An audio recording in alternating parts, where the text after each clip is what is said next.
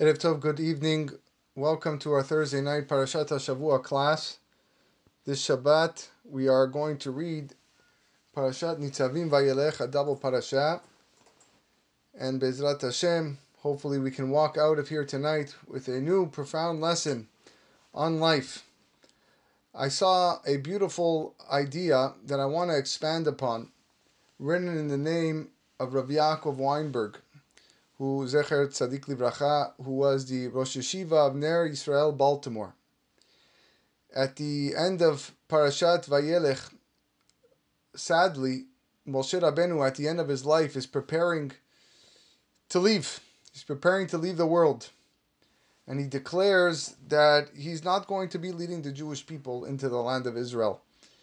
His lifetime wish and goal, no question. So he calls over Yehoshua, and he instructs him what to do, when to do it, how to do it, to take over for him. Because after he's gone, it's all up to him. And he strengthens him with inspiring words, says the Torah. There was no sense of bitterness displayed by Moshe, despite the fact that he must have been envious of Yehoshua's role, taking over.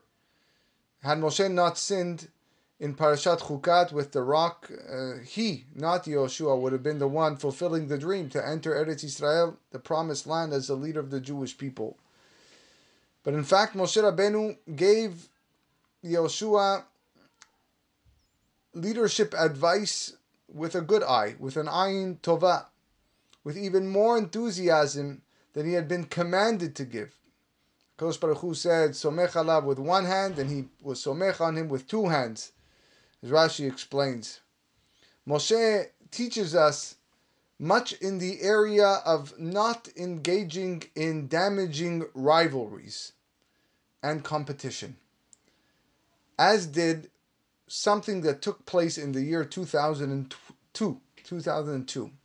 And what I'm referring to is the All-Star game of Major League Baseball. You don't have to be a baseball fan, you don't have to know much of baseball to understand what I'm about to say, but maybe this memory rings a bell if you do follow baseball. You know, one thing about sports is I really don't understand how games can end in a tie. Now, how can you end a tie? Isn't the whole point of a game or a sport to win, to beat your opponent?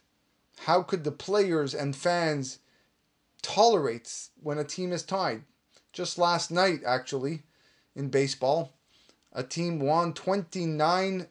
29-0. Incredible score. The game loses its meaning when it ends in a tie. And as baseball fans will tell you that they're proud of the sport because it could never end in a tie. In fact, it's the only sport that could actually theoretically continue forever. Extra innings. No time limit. Winning is all that counts, no matter how long it takes. And that was baseball until the summer of 2002. And in the summer 2002, after September 11th, which is actually, the anniversary is tomorrow, America went to war. And that was the headlines, day in and day out, for quite a few years after September 2001. And therefore, in the summer of 2002, the headlines were still war. But, as if it was significant like the war, the fact that the Major League Baseball All-Star Game ended in a tie was considered a headline. And by the time this game ended, the sport had another record, but one that it wanted to forget. And the fans were not happy. They booed, they threw bottles. The game was tied 7-7 after 11 innings on a Tuesday night. Why? Because both teams ran out of pitchers. And the commissioner got up to speak and he apologized to all the fans in attendance. This is a regrettable situation, I quote him. Something that was unexpected for him. Something he didn't see coming. Fans were screaming that they were ripped off. This is terrible. All the fans at Miller Park, where it took place, were screaming, "Let them play, refund, refund." They even threw glass bottles onto the field to protest the decision, which was actually agreed upon by the both teams. So how did the teams run out of pitchers? Well, the policy of the managers who manage the baseball teams is to make sure that every player on the All-Star game roster, 30, is used during the 9-inning contest. And if the game is tied and extra innings are needed, what happens is that the teams quickly run out of pitchers who can't throw for too many innings. Why? Because nobody wants to risk injury. No one wants to overwork them, especially in an all-star game, which doesn't count in the standings. So therefore, to the managers and to the players, they actually made the right decision. Now, the fans weren't expecting that ending because there's no ties in baseball. But they have to understand. They know they want to see a great game. But there were no guys ready to pitch. There were nobody left in the bullpen. It's a friendly game, one of the players said in response to all the angry fans. In truth, that's really how every game or sport should be viewed. And when we think about it, competition isn't so healthy for one's character. Just think about it for one moment. If I can only succeed by putting you down, doesn't that make me wish for you to fail more than drive me to succeed? That's what that means. So how do sports leagues even work? Every team begins the season thinking and hoping that they're going to win a championship. But everyone knows deep down inside that only one team is going to walk out of there smiling and cheering and celebrating in the end, wearing the crown. Every other team is going to look back at the season and say, we failed. Why? Because we created a society which preaches that if you're not the best, then you're not worth much. No one really believes the old sports saying of it's not whether you win or lose, it's how you play the game. No one actually believes that. What really people believe is winning isn't everything, it's the only thing. That's what people believe in. So therefore, the all-star managers of that baseball game, they wanted to allow every player in the game. They don't necessarily play the best players. What could be wrong with that? They should do this more often, in fact, if what we're preaching is right. It would only increase the quality of society's character.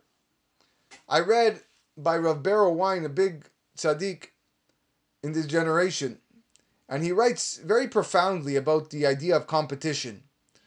How competition is something that is accepted in our society, whether it's in the financial district, businesses, sports, government, arts and sciences.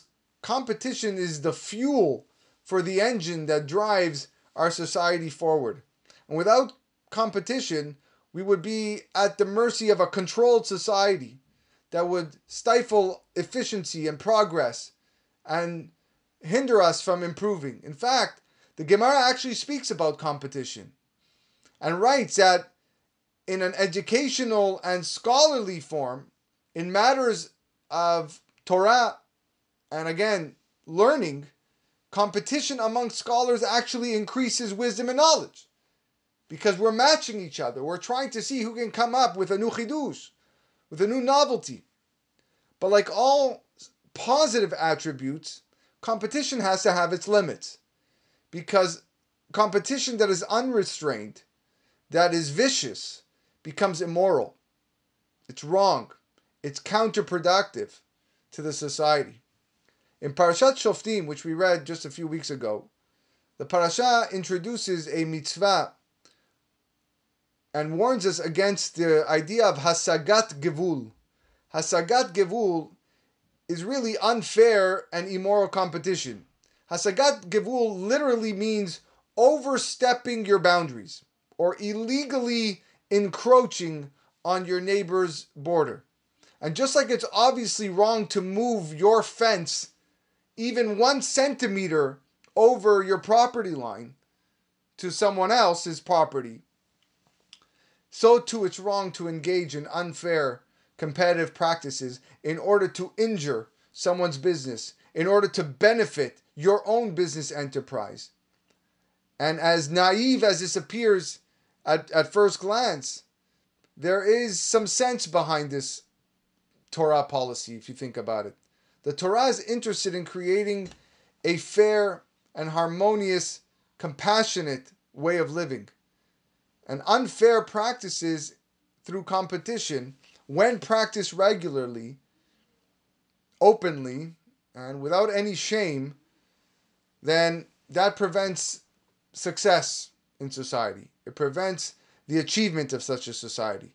The Ibn Ezra, who comments on that mitzvah, actually says that unfair practices such as this can lead to quarrels, can lead to violence, and even lead to murder. It's almost that he prophesies what was to take place in the 18th, 19th, and maybe even 20th century, not so much, but the 18th and 19th century for sure, where socialism and communism and other state-controlled economies were taking control of parts of the world. And we saw this. I didn't see it personally, but people witnessed this. How there was no life, there was no society, people couldn't live.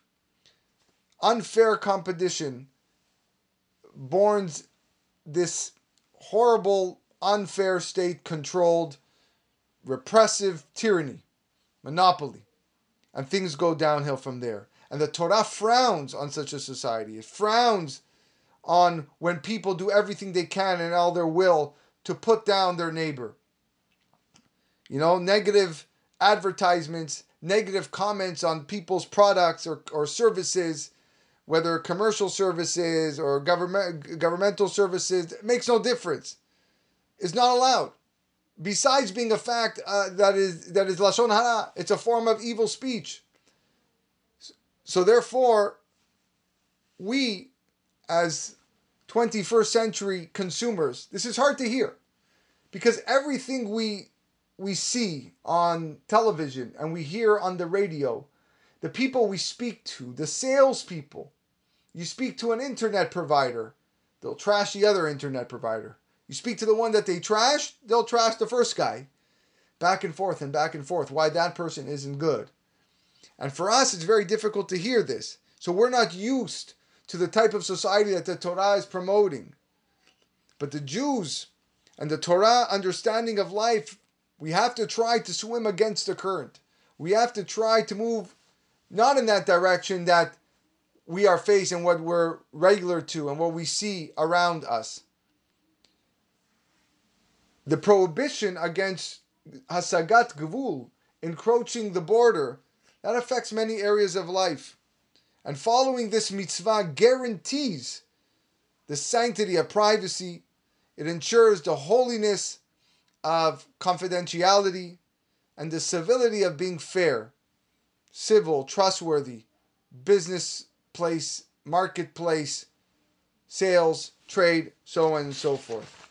There is an unfair competition in families and institutions for time and attention, wealth, opportunity, even for love and caring. Even within the family circle, from the beginning of life, we have sibling rivalries. Destructive competition is planted, God forbid. And a wise parent is able to see this, cognizant of this fact, and will do whatever they can to prevent sibling rivalries.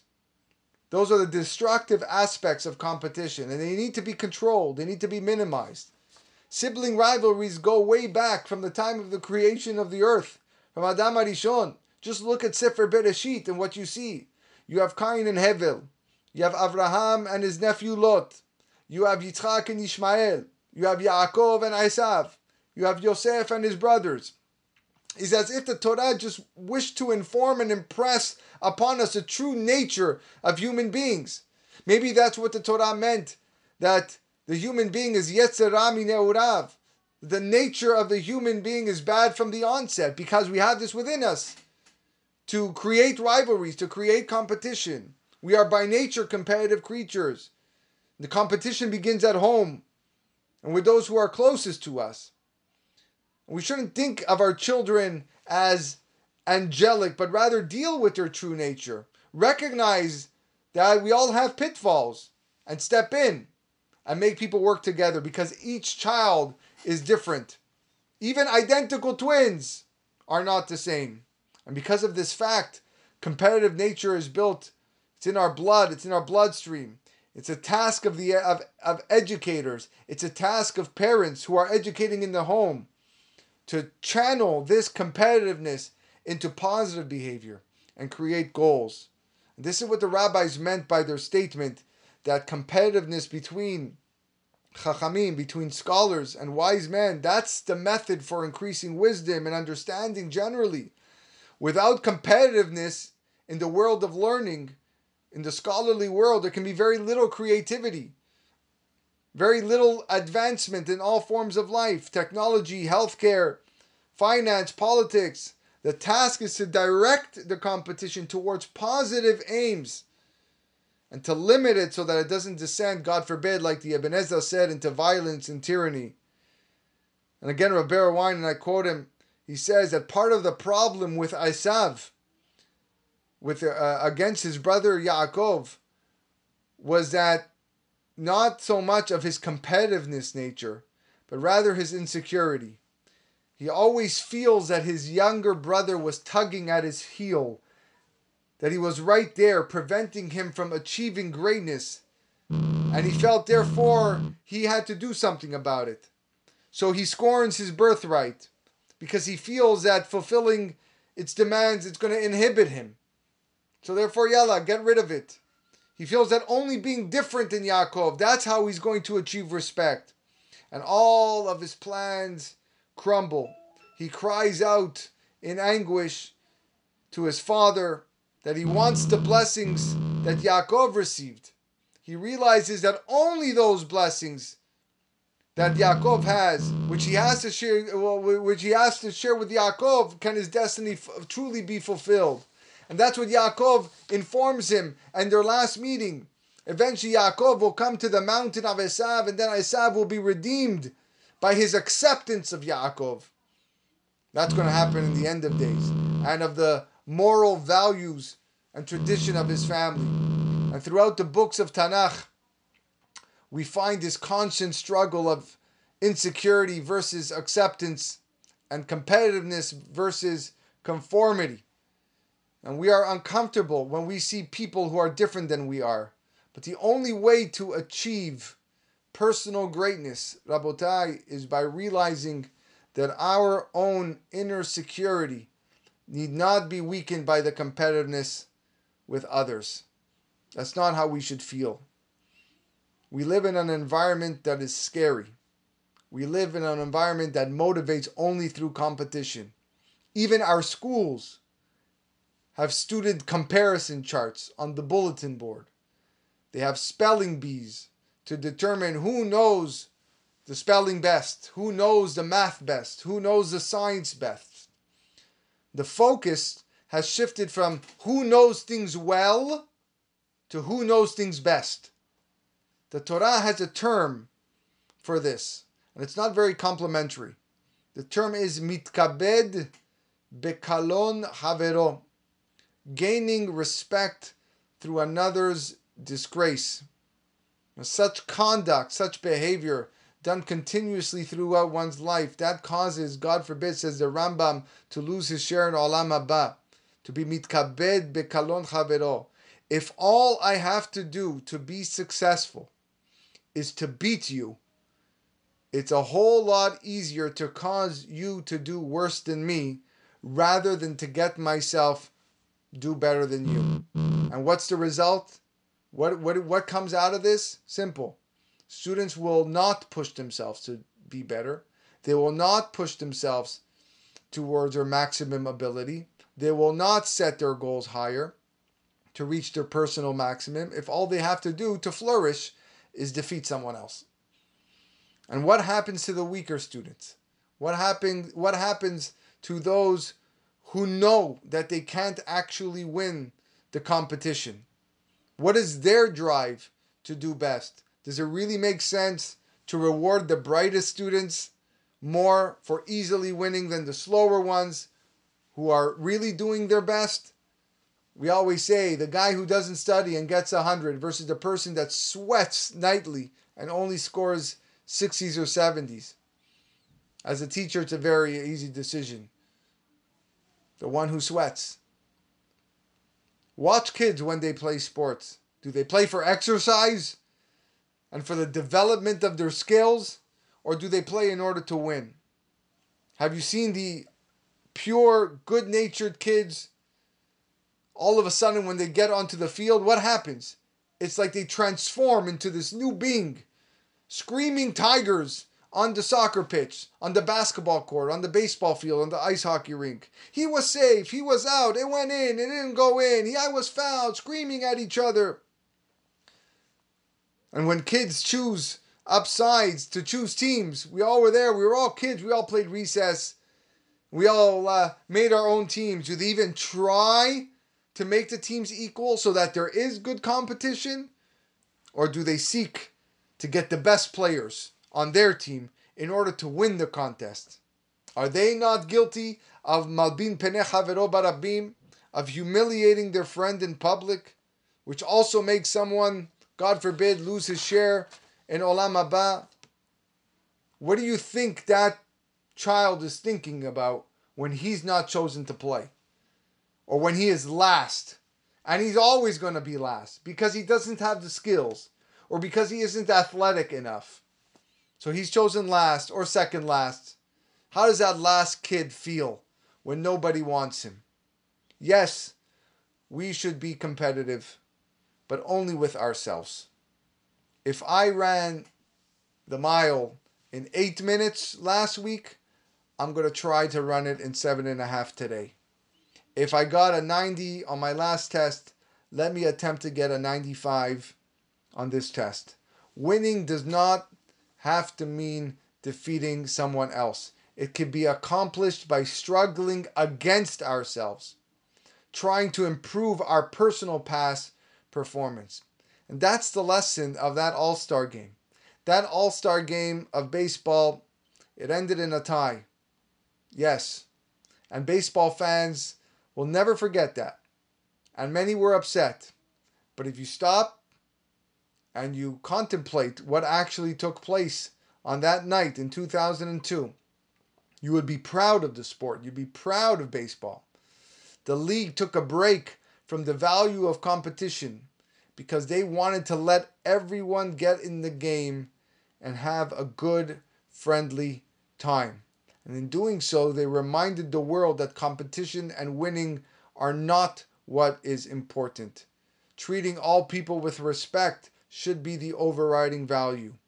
Not succeeding at someone else's expense, that's what's significance. And therefore, sports could teach you good character. We started with Moshe Rabbeinu and his willingness to teach Yehoshua, his successor, everything that he knows. You know what that means? You know that Moshe Rabbeinu prayed 515 times to get into Eretz Israel? Va'et Hanan, the gematria 515. We're not talking about the prayer of each one of us here living in the year 2020, where our minds are not nearly to have the proper concentration when we pray.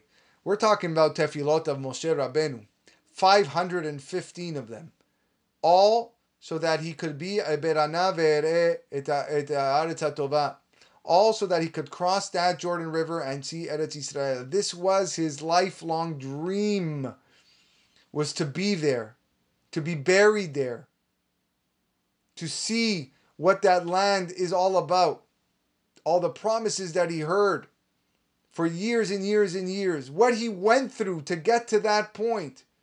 And now he was told he couldn't go because of one small sin. One small sin. For Moshe it was a big one, but it was one small sin. And he accepted it. He accepted it, but you cannot tell me that it didn't hurt. You cannot tell me that when he sees Yehoshua taking the reins, that this sense of competition didn't want to just totally take over. But somehow he found it inside of him to push aside that. Somehow he found the strength inside of him to say, Yehoshua, you are the next leader. you are the moon, and while I'm the sun, and yes, I am your teacher, and you were my servant for all these many years, there's no question, but you are going to take this nation in.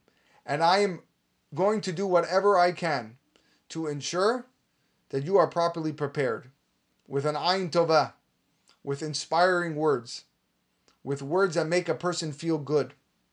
And in fact, the Torah tells us that Yehoshua was worried. Why did Moshe Rabbeinu have to give him these inspiring words? What was the purpose of it? The fact that Yehoshua was scared. He was scared for his life. And he said that if Moshe Rabbeinu, the leader, the greatest rabbi of all time, suffered and he couldn't get into Israel and he couldn't succeed because of what happened, because of the difficulties of the nation, the Am Kisheoref of Bnei Israel, he says, what am I going to do? I don't stand a chance. You expect me to go into this land facing enemies, constant battling? There's no way. So God had to tell Moshe Rabbeinu, you got to go talk to Yehoshua. Moshe did it belev shalem, without competition. And what happened as a result? Yehoshua became, again, one of the greatest leaders. He took them into Israel and single-handedly created a society of success. We forget that about Yehoshua. We think of Yehoshua as just a guy who came into Israel and just started killing all the nations in order to conquer the land. That is definitely true. But it's not just, I wipe out and I drive out this nation out of here and now go fend for yourselves. Yehoshua was in charge to create stability in the land, to set up a financial system, to set out businesses, to teach about dealing with one another. Things that they weren't used to in the desert, and they certainly weren't used to in Egypt. So Yehoshua created the society, the original society of Eretz Yisrael, a society based on truth, based on fairness, based on relationships. And that was learned from Moshe Rabbeinu. That was learned from the fact that Moshe Rabbeinu didn't have an ounce of jealousy within him. And he was willing to teach everything that he had over him. It's a tremendous lesson. It's a beautiful idea. Something that we need to think about. We don't normally look at sports that way. We're normally ready to pounce on our friends who cheering for the other team, because for us it's all about winning. It's all about coming on top. Maybe we should just take a step back and just say, you know what? Maybe the game could end in a tie. Maybe we could just use all our resources the best we can and seek to improve ourselves.